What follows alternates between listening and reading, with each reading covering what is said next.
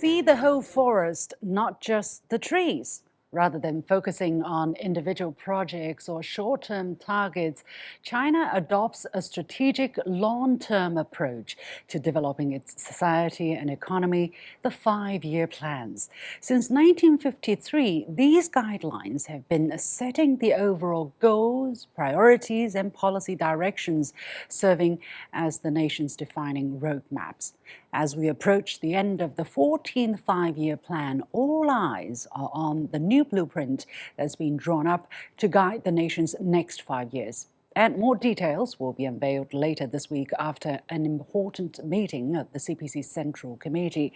From the very first edition to the upcoming 15th cycle, these documents have informed China's socio-economic development for more than 70 years. How did it all start? Why has the system not only survived but thrived in China? And what will the next 5 year plan mean for you?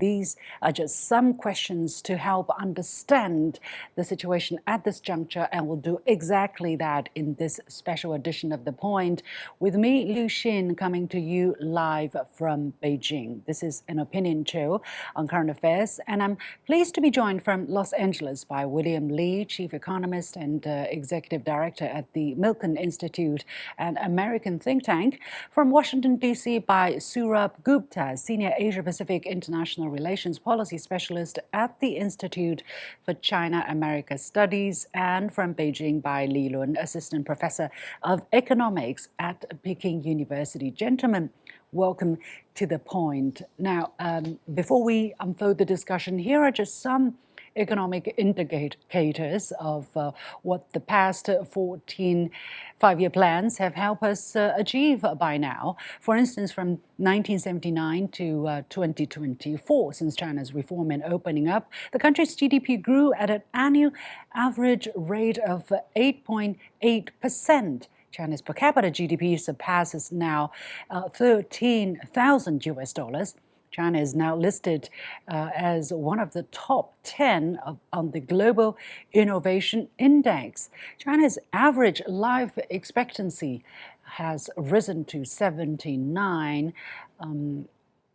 much more, let's say, in the leading pack, let's say, in the world. And in terms of environment and electricity generation, about 1/3 of China's electricity generated comes from renewables. Indeed, there are a lot more indices I can quote, but these would give you an idea of where we are and what these 5 year plans help to achieve at the end of each cycle. Let me go to William there in the US first.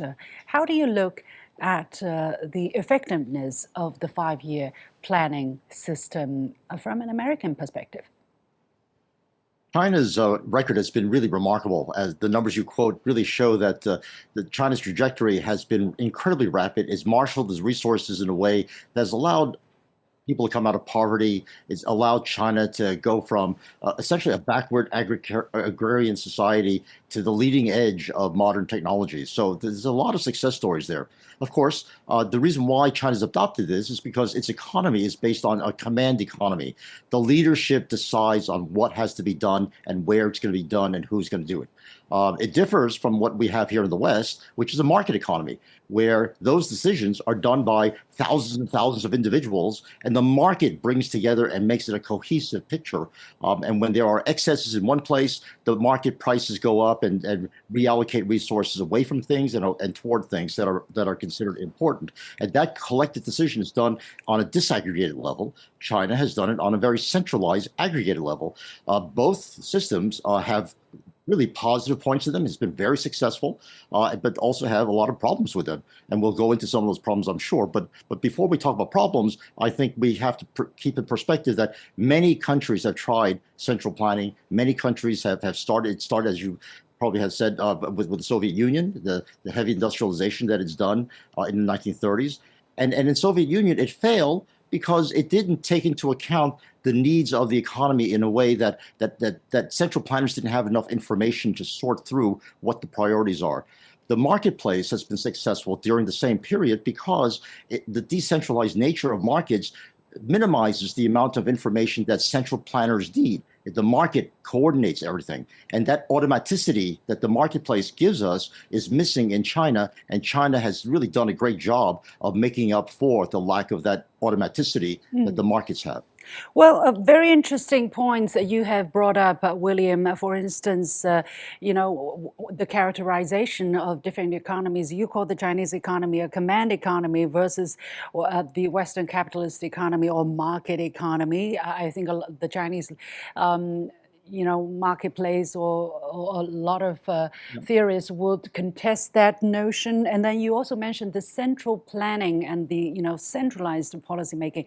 Let's come to these subtleties in just a moment. But I want to again get to the birth of this 5-year plan practice. Gupta, because India, for instance, also has its version of planning. But tell us a bit about what you know as to where exactly come from. How did it all start? Again, as William just said, right, the Soviets were the ones who taught the Chinese how to do 5-year plans. But in the very beginning, what was it for and how has it evolved? We have to look at planning both in China as well as India. China was liberated in 1949. India gained independence in 1947. We have to look at those 20 years before these dates to understand the stimulus that drove the need for industrial planning and for macro planning. Of course, the market existed and tried to function in both of these countries and failed fairly miserably. Of course, the processes were colonial, they were extractive, and therefore there were a number of reasons. But market economics did not distinguish itself in those 20 years prior to their liberation and independence. And these countries saw they wanted to climb the ladder of prosperity, of growth, of technological progress, of industrialization, basic industrialization, and particularly heavy industry. And they realized that this required very substantial amounts of thinking through in terms of obtaining resources and directing those resources.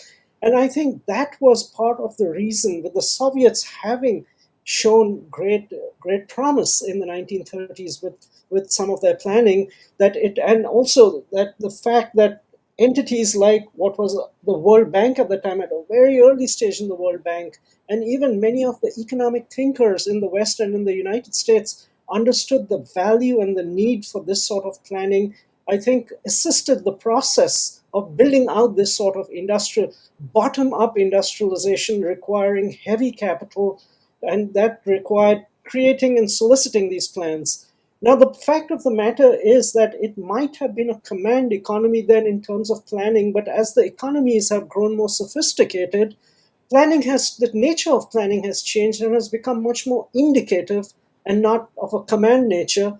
And of course, India doesn't have the same structure as China, but China's structure is more indicative and tries to have that Goldilocks touch between being too prescriptive and being too laissez-faire in terms of how planning should be. And so it's very difficult. It takes a particular genius to get planning right in this day and age.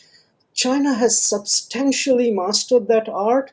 And I think part of it is being pragmatic as one develops from a national and economic standpoint in trying to lessen the levers of control and allow the market to take place without allowing the market to over-dominate the process of how one's national trajectory, economic and growth trajectory should be defined. Professor Lee, as I said, China took it from foreign countries, but they took it and they made it its own. And over the years, in 14 5-year plans so far, we have actually made adjustments. For instance, in one of in 2013, I believe, when they actually, for the 11th five-year plan for 2006 and 2000 term, the Chinese term for the plan changed from 计划 to 规划. 计划 is strictly a plan, whereas 规划 is more like a blueprint, a guideline, and a roadmap for action in the future instead of a plan per se. And also, socio-development was added to the planning on top of the economic specifications of the plan. That happened in the 1980s. So right now it's a more comprehensive guideline instead of just about the economy. So Mr. Li, from China's perspective, how does China look at the five-year plan and its evolution? Yeah, so I agree with William and Mr. Gupta that our five-year plan system originated from the Soviet Union, especially for the first couple of five-year plans. I think the focus is mainly in terms of heavy industry, in terms of setting the prices for industrial goods and setting the output quotas. But I think over the 7 decades, the five-year plan gradually evolved into something I think very different in terms of comparing with the Soviet version.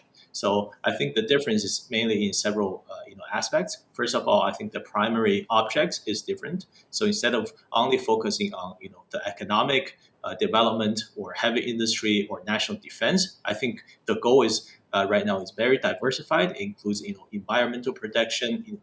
It involves innovation, social welfare, and so on. And also, I think more importantly, the relationship with the market is different. So instead of having, in the Soviet version, the five-year plan is a system that's going to, to be targeted to replace the market. I think in China, the version, our five-year plan is more like a tool to serve and integrate with the market. Basically, it's a macro level instruction or guideline for the market to know, including the investors, including the state-owned enterprises, the public, to have the right expectation of what is going to be the government policy in the future.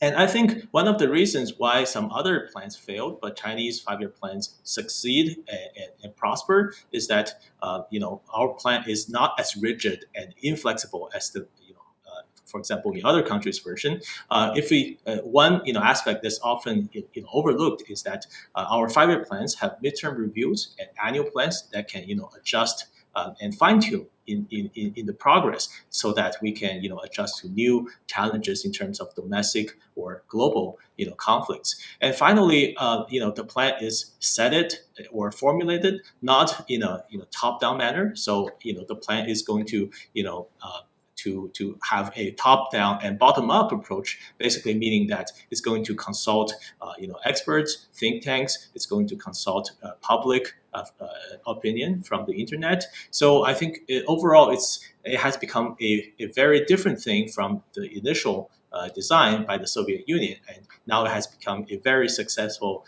drive engine for the Chinese economic growth. Yeah, very interesting. I guess, Mr. Li, William, I wonder if you have questions for Mr. Li Lun, because Mr. Li Lun, Professor Li answered some of your questions. But again, it seems that you were wrong when you were saying, China is the command economy, the leadership decides what has to be done, and then the rest of the country just go about and doing it. It's actually a very different process.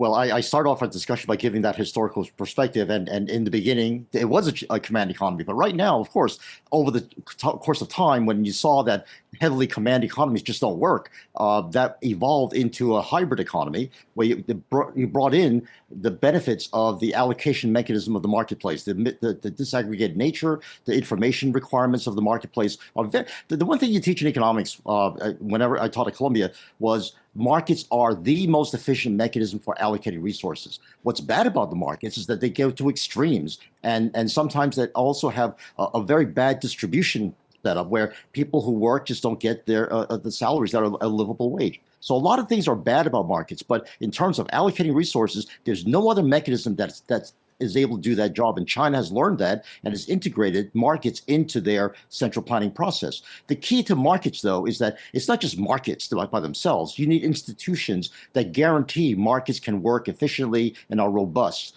You need rule of law. You need the theory of contracts and enforceable contracts and a fair judiciary to let contract arguments be sorted out. Those are institutions that are vital for the functioning of marketplaces. Even a country like Singapore, which is very Western and grew up as a Western economy, their efforts at central planning, that is, in other words, they wanted to develop a semiconductor industry to compete with Taiwan's TSMC. They tried for decades to do that, and they failed. The most brilliant bureaucrats were behind it, the most brilliant engineers and scientists. They consulted with consumers, they consulted with everybody, and yet they failed. Why is that? Because it takes a special entrepreneurship and other characteristics that allow that hybrid integration of models of planning to work. William, you raised a very important point, which is how come China's, in your words, central planning, China's ideas work out? By and large, every year, of course, we have targets which are not met, but by and large, we are en route, on track of this blueprint. So let me go to Gupta. What is your analysis of how come China is able to, by and large, predict the future, if I may use the word, and then be on track in implementing them? And looking back, we're not too far from where we wanted to go. I would start off by saying that the party and the state itself is an entrepreneurial party and state. It evolves with the times. The party does so to be able to maintain its legitimacy. The state does so that its citizens can live a better, happier, and prosperous life. I understand the point on the theory of contracts and the rule of law and how important it is, but I would also submit that the part of the reason that China traveled so far and so fast is because in that space, a lot of that was left somewhat contingent, and therefore, if it had been too strict and rigid, it would have been difficult to make certain reforms as China kept climbing up the development ladder. Now, I get the point that once one becomes close to being an advanced economy, those need to be stabilized, and there needs to be predictability and contracts, etc. in China. And I think President Xi has taken a very strong stance in trying to codify much of what happens in Chinese practice. But I would submit that China succeeded so far is because it left some of the process of how it would get there as being somewhat contingent, and therefore was able to experiment and maneuver and be able to find a soft and perfect landing ground. And that's why I say an entrepreneurial state, and it takes a particular genius to do that. And I think polytheistic societies might be a little bit more capable of doing that, because their whole frame of reference, their mindsets are a little bit more flexible and pragmatic rather than other states which are very, it's a yes and no, it's a black and white situation. China's development has gone because it has not treated matters not as black and white. And we also have to think about it, the 5-year plan, it's the government's plan. We have also, the party puts out its plan, the third plenum, where it does its own, a very detailed and exhaustive idea of how it's planning. So there are multiple plans happening, and they are always adjusted and readjusted by looking at each other and seeing the demands of the time. And I think that process has really, really helped China. And coming to that point, we were talking about the command economy, and the point you talked in 2010, where it became more from plan to blueprint, and the Chinese leadership has spoken in these terms. I mean, during Deng's time, it was about stepping on the pebbles and crossing the stream. Right now, there are no pebbles to cross. It's a deep river, and so the way one goes about doing that itself changes and shifts. And I think it's that mindset which I think has held China in good stead. Professor Lee, what is the take from the Chinese, from your perspective? Yeah, so I think it's very important to combine an effective market with a proactive government. So basically, as William mentioned, the market does not work 100% of the time. There's going to be market failures. There needs to be entrepreneurship, especially in the for industry that's new to the world, or has just begun its innovation process. So these industries, for example, AI or humanoid robots or drones, they need a lot of support in terms of R&D from the government. So I think the 5-year plan, what it does is sets a very clear goal for investors and for the public to know that this is going to be the areas that's targeted by the government in the near future, and it's not going to change unless something And how does the happens. government So, how does the government point the finger? How do they set these specific areas as the important, the important opportunities that people should pivot their resources for? What is yes, that so I judgment think. based on? Yeah, so I think one of the evidence or the judgment is based on past statistics. So from the 14th 5-year plan, we can see that for example, advanced manufacturing is one of the fastest growing aspects of the economy, over 9.2% growth year on year. So I think based on the previous experience, we can have a projection or prediction of which areas is going to be the fastest growing in the future. Of course, there's going to be adjustments, in the midterm. There's going to be annual economic plans to see if we're right on track. But I think people overall in the government or the plan or the central planning bureau that's in charge of this is based on previous evidence and statistics to decide which is the area to focus. Well, I think there's it takes an extremely visionary mindset. It takes a very sophisticated judgment of the future trends of the world economy and international environment to really make sure that when you're predicting the future, you are doing it right. At least you're doing it scientifically, and that so far seems to have been by and large correct, right? The consecutive 5-year plans we've seen pretty much coincided with the development of the global economy and scientific and economic development. William, let me go to you here. In terms of political system, do you see certain benefits of the Chinese political system having this one party who is fixated on developing the country all these years, and who can follow up on what they want to do year in, year out? Whereas the United States, when one party is voted into power, they can overturn what the previous said by and large, making planning almost impossible, doesn't it? Having one party decide goals and be able to implement them, it means that you can get actions done very rapidly. But getting back to what you said earlier about the expertise and genius it requires to see the future and see where to point the resources, that is a very hard thing to do. As someone who's been a professional forecaster his entire professional life, I can assure you, you get very humbled very quickly. Let me remind you, in the 1970s and 1980s, the greatest problem facing China and the whole world was that resources were only growing at a very slow arithmetic linear rate, but population was growing at a very geometric, very rapid rate. And so China, in its very wise decision at the time, was that we need to control the population growth because we're going to run out of resources. Right now, that one-child policy has resulted in a disastrous set of demographics which China is trying to recover from.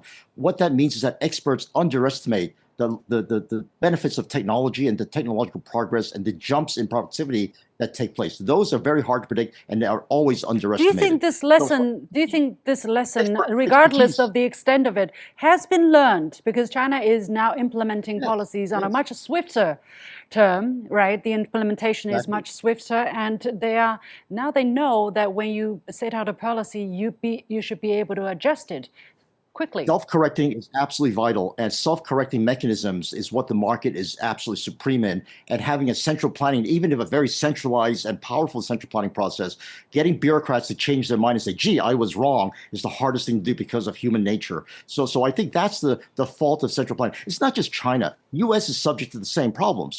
When the Defense Department starts to subsidize certain technologies and they fail badly, and a lot of resources are wasted.